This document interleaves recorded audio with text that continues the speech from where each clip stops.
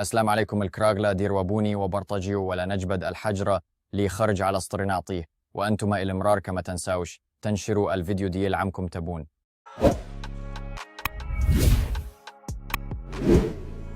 بالعقل ما تقوليش راني ما تقوليش تما درك انا نضحك، لانه الامر مثير للسخريه والناس هادو لازمك تضحك عليهم باش يفيقوا برواحهم. ما تقدرش انت درك في بلاد وشو غادي نموت على تبون. هذه العبارات هي اللي خلاتنا متخلفين. معليش خليني نفهم خويا. معليش عمرك شفت واحد في فرنسا يقول نموت على ماكرون؟ جادور ماكرون. صح معليش خويا، صح معليش خويا، خليني نحكي. معليش خويا، معليش خويا.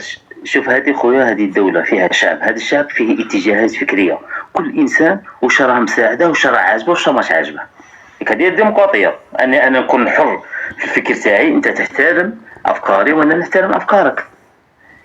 نشا خويا ولا لا؟ إلا راك تحكي صح، إلا ما راكش تابع الحركة واحدة أخرى، باسكو كاين اللي كاع راهم يدمروا كيما هكا خويا، ومن بعد كي نجوا الناس تجي تفتش فيهم يلقاهم تابعين لواحد الحركه اللي راه باغا تدي البلاد في واحد انا ما نخدمش مع الحركات، انا نخدم مع الجهات الرسميه تاع البلدان الاجنبيه. انا الحركات هذوك ما فيهمش شكون هاد الجهات الرسميه؟ معليش قول لي.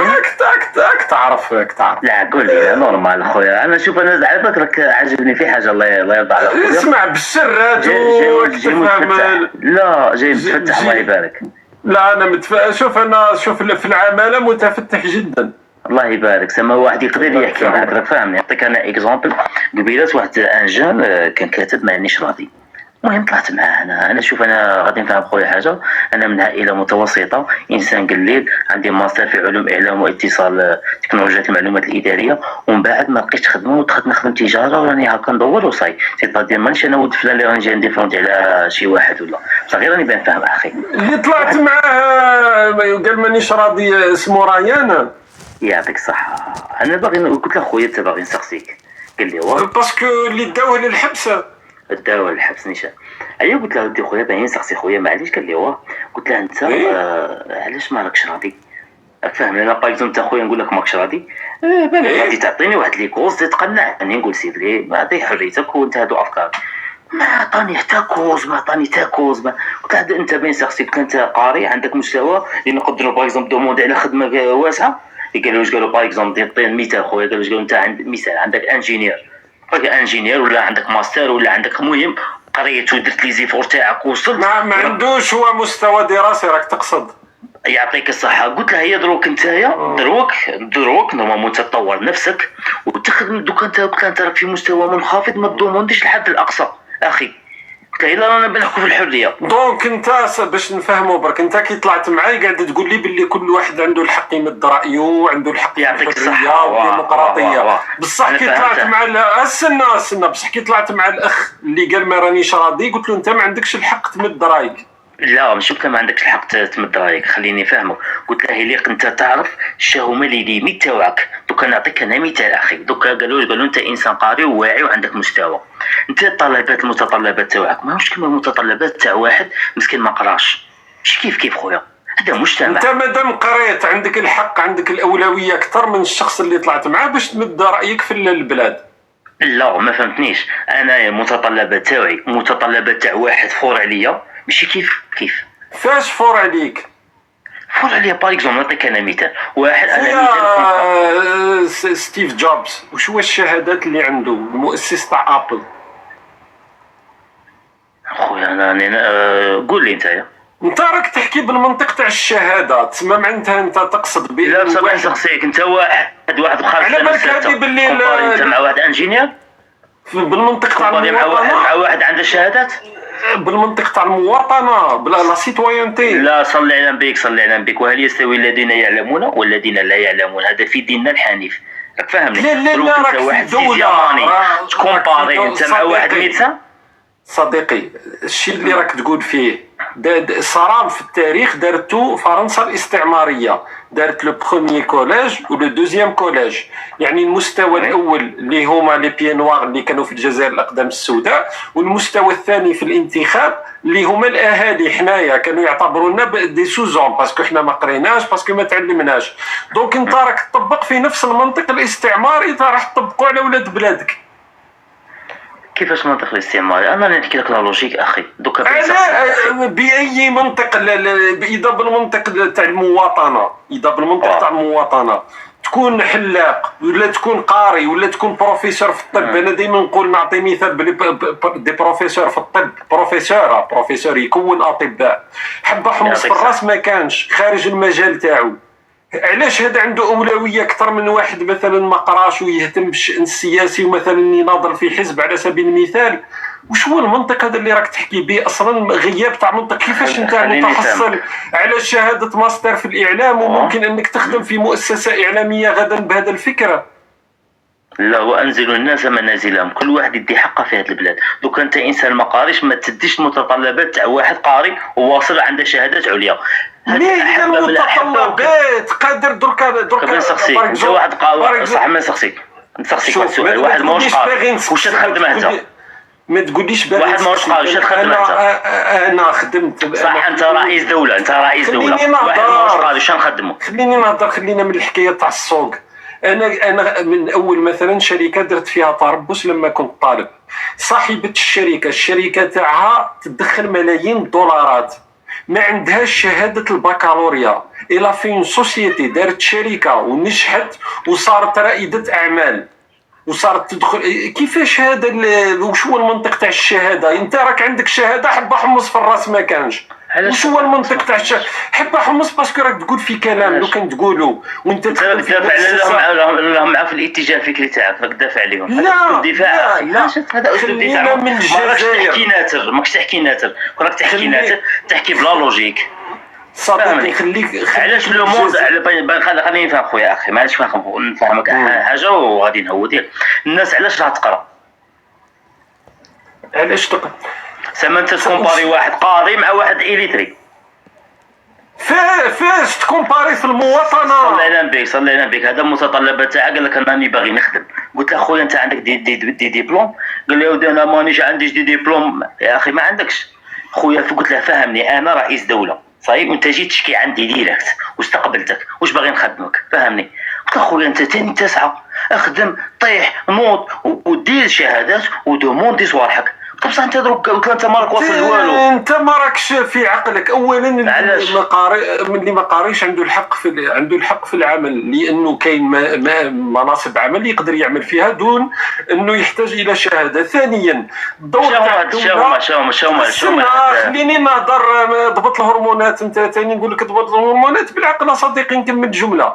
قلت لك ثانيا الدور تاع الدوله، يزيد فضلك، الدور تاع الدوله هو انها تكون المرافقه تاع الناس. مثلا هنا تلقى في الوكالات تاع إعادة الناس إلى الشغل، مثلا في فرنسا، في بريطانيا، في أماكن أخرى، تقترح مثلا دورات تكوينية على الناس اللي ما عندهمش مناصب عمل، ترافقهم، توفر لهم الإمكانية. هذا هو الدور تاع الدولة. الدور تاع الدولة هو أنه تكون سياسة عمومية، تكون بوليتيك بيبليك. الدور تاع الدولة هو التوجيه، والتوجيه يكون عبر سياسة عمومية. والأصل أنت قارئ إعلام واتصال في ماستر على حسب ما تقول، راك من المفروض الأمور هذه راهي إرشادية. أنا استقصيتها أخي، لا على بالي سقسيتك. قلت له خويا انت على ما ديش تكوين ما نديرش انا بصح. لا دوكا بين سقسيك انت ما قريتش تمشي تتكون دير ميتي. انا نعطيك انا مثال غير صغير اخي وجاوبني بكل صراحه. انا عندي ان مامي ما قراش، مشى دار فورماسيون تاع كوافير.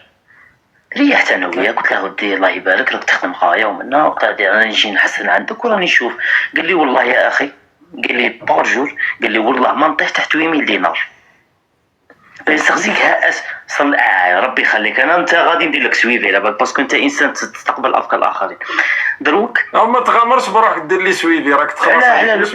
علاش لو بروبليم اللي واخا نقول لك حاجه. خلينا في حكايه الكوافير. هذا حل ولا ماهوش حل اخي؟ هذا حل ولا ماهوش حل؟ تكون انت راك المشكل تاعك راك ماكش تفرق بين لانيكدوت الاقصوصه اللي تعيشها في حياتك اليوميه والدوله والمنطق. مثلا تاع انك انت، انا قلت لك انت اهم شيء لازمك تاخذه اليوم انك طالب في الاعلام، انك متخرج في الاعلام والاتصال. اولا المواطنه لا تفرق على حسب الشهادات. المواطن لما يروح يحط الصوت تاعو حتى ينتخب، المواطن سواسيه سواسيه، وكما في الدين على كل حال. الدين يقول لك سواسيه كاسنان المشط، ما كانش فرق بين الناس. في الدين مثلا ما يفرق بطبيعه الحال هو التقوى، لكن في المواطنه ما يفرق بيني وبينك هو احترام القانون، هو امور مثل هذه، وهو ما تقدمه للمجتمع. قادر واحد عنده شهادات ودي ماستر ودي دكتوراه لا يقدم ما يقدمه شخص غير متحصل على اي شهاده. كاين ناس عصاميين، بالحركه الوطنيه مصالي الحاج ما عنده حتى شهاده. لو كان تكون في علمك يعني انت وكانك تقول باللي واحد كيما مصالي الحاج ما كان يجب انه يتدخل في الشان السياسي لانه ما كانش عنده شهادات، لكنه كون نفسه سياسيا، كان انسان عصامي. دونك ما يفرق بين المواطنين. درك انه تقول لي انت بالك في حياتك اليوميه تعتبر بانه مثلا الانسان عنده شهاده ماشي انسان ما كيما انسان ما عندوش، هذيك ضد حريتك. ولو انه نقول لك حتى في المنطق الانساني راهي ما عندها حتى معنى. راه الناس في بعض الاحيان خليني نفهمك. هذا استهجان صغير، هذا استهجان. شوف انا غادي نفهم خويا حاجه، انا ماني ندافع على حتى شخص، انا نبي نوصل خويا غير فكره. انا هذا استهجان صغير. قلت له اخي انت ما يدمروكش، كان مش ما تروحش كي مانيش راضي، ماكش راضي معليش شوف. قلت له ما كانش هذه تاع مانيش راضي، قلت له هي نسبه. كاين اللي ماش راضي 100%، كاين اللي ماش راضي 80%، كاين اللي ماش راضي 40%. راك فاهمني اخي ولا لا؟ كل واحد وهذه نسب، فاهمني؟ ماهيش حقيقه مطلقه. دركا رانا فهمتك في الجانب هذا، واتمنى انك تكون فهمتني ما اردت ايصال، بانه هذا الشاب ايضا في عمره 20 سنه حتى ما عنده حتى شهاده، عنده الحق يعبر على موقفه عنده الحق يعبر على موقفه من ما يحدث في بلده. وراك انت تقول ما تدمرش روحك، باسكو على بالك باللي في البلاد هذه اللي يتكلم طبيعه الحال ما يحدث له. لكن انت بالنسبه لك الان نروح الجانب برك الانساني، هل الاعتقال تاع شاب كيما هذا مثلا تروح تخطفه في الدار على جال قال مانيش راضي امر طبيعي؟ يعني لازمنا نصفقوا ونقولوا امر عادي؟ لا بصح ما تصيرش بالك بغاو يحقوا معاه، بالك حنا ماناش عارفين الخلفيه راه كاين ماش كاين. كيفاش يحقوا على انت تقبل انت قاعد مع الوالده الكريمه ويصدموا عليك يسبوها ويضربوك بصفعه ويديروك بالدار؟ كاين طرق مثلا تقدر تستدعي الانسان تبعث له استدعاء للبيت، يجيك المرأة وعادي وتحقق معه. لماذا الطريقة هذه؟ أنا قلت لكم أنا شوف أنا ما نقولش واحد انتقد ولا هضر سياسة ولا خطيك برك، بصح ما تبروش برك، ما تبروش. لا مش نبرر انا باسكو راهو هذه صلي على النبي اصلا في النقاش ما تدخلش بزاف في النقاش. رانا ماناش في نقاش ديني، راك تدخل في الدين في امر دنيوي، في امر سياسي، تسماك شغل راك تحطوا من قيمه الدين لما تدخلوا في نقاشات مثل هذه. الجانب الروحاني نتركوه جانبا، والجانب السياسي المرتبط بشان بلد في سياق اخر. هذه لازم نتفقوا عليها ايضا، خصوصا انك متخرج في الاعلام والاتصال بشهاده ماستر، واتمنى لك انك تلقى خدمه في المجال تاعك. يعني ايوا ان شاء الله. انا غير غادي نفهم خويا حاجه، انا هاد الجان عطيته غير مجرد نصيحه. قلت له اخي انت راك عندك 20 طون، ما راش عندك 40 طون، مازال بازونكور، مازال الحياه قدامك ان شاء الله. وكون نفسك غدوه كي تكون كون نفسك وعندك دي ديبلوم وتقدر تناقر، تقدر تخدم، تقدر يكون عندك الفرصه في الحياه. فاهمني صديقي؟ شوف هذه واش قلت له انك ما تدمرش روحك، انا متفق معك في هذه. انا دائما نقول مثلا كي يكون واحد في الجزائر يطلع معي نقول له دائما بالعقل ما تهضرش في حوايج بصح لازمنا نتفقوا ثاني باللي الامور اللي راهي صاريه مش طبيعي. باسكو غدوه رانا لو كان نكملوا في المنحى هذا ونقمعوا الناس واللي يهضر نخطفوه منا، رانا ما نلقاوش بلاد. راني نقول لك راهو انا لا انت رايحين نلقاو بلاد ندافعوا عليها غدوه، صدقني. يعني انسان ثاني ماذا بينا نضبطوا الامور ثاني. يعطيك الصحه. وانت الهدف تاعك انت جزائري وانا جزائري، الهدف تاعنا هو الوطن تاعنا يكون الاس، يكون ترونكيل، تكون بلادنا مليحه، نحققوا فيها كاع اللي تاعنا، نحققوا فيها الاهداف تاعنا. هذه متفقين عليها، فهمني اخي. يكون عندنا اتمنى انك لما نخلصوا لازمك تقرا على المواطنه لا سيتويانتي، وتفهم بانه في منطق المواطنه لا فرق بين المواطنين. مواطن ماشي عنده شهاده، الدوله لا تراك بشهادتك، الدوله لا تراك بمقامك الاجتماعي. الدوله ممكن مثلا في سياسات اجتماعيه تحدد مثلا نسبه الدخل تاعك باش تعطيك مساعدات اجتماعيه او امر مثل هذا، لكن غير ذلك انت انا اي واحد حامل الجنسيه الجزائريه كلنا سواسيه، والفيصل بيننا هو القانون. لما تكون دوله القانون للاسف لازمنا نعملوا على الجانب هذا. شكرا لك اخويا العزيز، ربي يحفظك خويا، بارك الله ربي فيك. ان شاء يحفظك الله ومرحبا بك في اي وقت خويا. صحيح ان شاء الله. شكرا لك. شكرا. تحيه الجزائر. شكرا. تحيه الجزائر راهي ميته.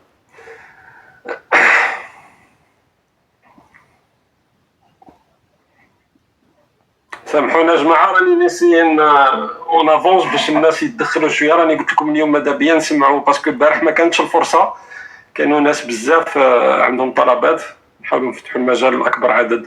مساء الخير. هذا الاسم اعجمي، لغه. Laura, oui. Pardon. يا با دو سوسي. مرحبا. تسمعني؟ راك تسمعني؟ راني نسمعك. مرحبا بك. مرحبا بك. ما نهضرش مليح العربية. مي حاولي معنا سي فو بوفي ان بتي ميكس. خليط بين العرب. فوالا. Il faut que tu traduis, s'il te plaît. Je vais essayer de le faire. Non, il n'y a pas de souci, mais ça doit être très court. Hein, ça doit être très court parce que sinon on ne va pas avancer. Allez-y. Alors, merci. Là, vas-y, comme tu t'es permis de me tutoyer, je me permets aussi. Oui, je suis algérienne. Marhaba. Alors, marhaba bik. Alors, j'écoute de temps en temps ce que tu... نسمع وش تهدر. متفقة معك على كل حال، يعني برسك كلش، ولكن أنا يعني حبيت نهدر للجزائريين والجزائريات على عبر القناة تاعك. Bon, maintenant je vais parler français parce que je vais vraiment, sinon je vais prendre beaucoup de temps. Vas-y, je vais essayer de traduire rapidement en même temps. On va essayer de faire ça. وش قلت مع الراجل هذاك كان قبل، قلت له لازم يروح يتعلم la citoyenneté, n'est-ce pas? Comment être citoyen? Qu'est-ce que c'est être citoyen? Je suis tout à fait d'accord. Oui, je suis absolument... Malheureusement, في الجزائر ماشي حاجة اللي يقراوها في المدرسة. والاجتماع الجزائري مش حاجة اللي يعني بزاف نديروها للقدام، ولكن كاين فاميليا، يعني كاين الناس يعني بزاف يتيان بوكو أسا. Mais malheureusement, l'environnement, il est trop impacté par la politique, malmené par les politiciens. أنا عندي زوج حوايج نقولهم برك. La maîtrise de soi et la construction de soi. Alors, كيفاش تقدر تقول هذه بالعربية؟ La maîtrise de soi et la تحكم في النفس وتكوين الذات، تكوين الفرد. La construction de l'être, voilà. La construction de soi. Ça passe par la liberté individuelle de se développer, individuellement. Voilà. الحرية الشخصية هي اللي تخليك نكونوا الفرد ونكونوا الشخصية تاع الإنسان. Absolument. الجزائري لما تتكلم معاه هكذا، يعني ماشي كلهم، بعض منهم.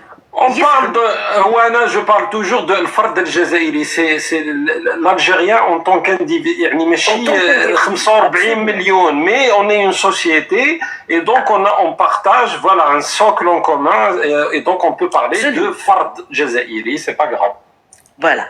Alors, الفرد الجزائري، la personne, l'individu, enfin الجزائري، pour moi, pour le moment, ce n'est pas un individu. Il dépend d'un groupe. Il n'est pas libre. Il ne s'est pas affranchi. Il n'est pas affranchi du tout.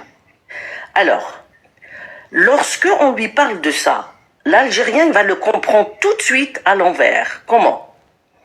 Il pense qu'il doit haïr son environnement, détester sa famille et ne aimer personne. Non. développer sa personne, c'est d'abord un respect pour soi. تقدر تقول هذا بالعربية واش قلت؟ نقدر نعطي حوصله على واش قلتي. واش معناتها حوصلة؟ حوصله سي جو في اسي دو دوني ان ريزومي باسكو عطيتي بزاف افكار، لكن انه الفرد الجزائري انت بالنسبه لك وكانه تابع القطيع، سي تما دائما تابع القضيه هذه تاع لو جروب، تما ماهوش انسان حر، انسان عبد للمحيط تاعو، محيط المجموعه اللي راهو عايش فيها، ماهوش فرد مستقل بذاته، ني با انديبوندون، سي سا. Oui, il n'est pas indépendant à l'intérieur de lui-même. Il est absolument pas indépendant. Il n'a pas de personnalité. ما عندوش شخصيه. انا دائما نقول الفرد الجزائري ما عندوش شخصيه، هذه دائما ما عندوش شخصيه. شوف، تهضر مع واحد يقول لك رايو عين مع عين، يقول لك رايو. شوف، تشوفوا سمانه اخرى ولا ان اوتر جور، 2 جور ابري تشوفوا وتتكلم معاه وتقول واش رايك انا تكلمنا على هذاك الموضوع واش غير نو ما قدرتش انا خلاص. علاش؟ لا انا هضرت مع يما بابا خويا مرتي بنتي جاري، يعني tout le monde est passé à travers lui sauf lui. يعني الناس كامل اثرت فيه الا هو ما اثرش في نفسه. اثروا عليه وهو ما عنده حتى كلمه. علاش؟ باسكو ما يعبرش نفسه. Il ne se respecte pas. Il ne s'aime pas. Voilà pourquoi. Ça va se passer par ça d'abord. S'il veut construire une personnalité, pas un ego, non, pas de l'ego, non. S'il veut se construire un être, il faut qu'il s'affranchisse des autres, de ce que les autres disent. Sinon, il ne pourra pas se développer. C'est impossible. لازم يتحرر من اش يقول الناس ويكون عنده هو عنده شخصيه بذاته مستقله بذاته. Je te remercie malheureusement. En tout cas, tu parles très bien en dialecte, il y a pas de souci. Non, ça va, vraiment c'était parfait. Je te remercie pour ton passage et مرحبا بك في اي وقت. مرحبا بك. Voilà. Je répète encore. Je répète oui. La construction de soi et la maîtrise de soi. Il faut la maîtriser. Très important. بناء الذات والتحكم في الشخص تاع الانسان، كل واحد يتحكم في شخصه. شكرا لك. ميرسي بوكو. ميرسي بوكو. au revoir. ميرسي au revoir. هذه الظاهره يعني نهار حكيتها انا بارفوا جو ريمارك هكا واحد عفوا درك نرجعوا للغه الوطنيه.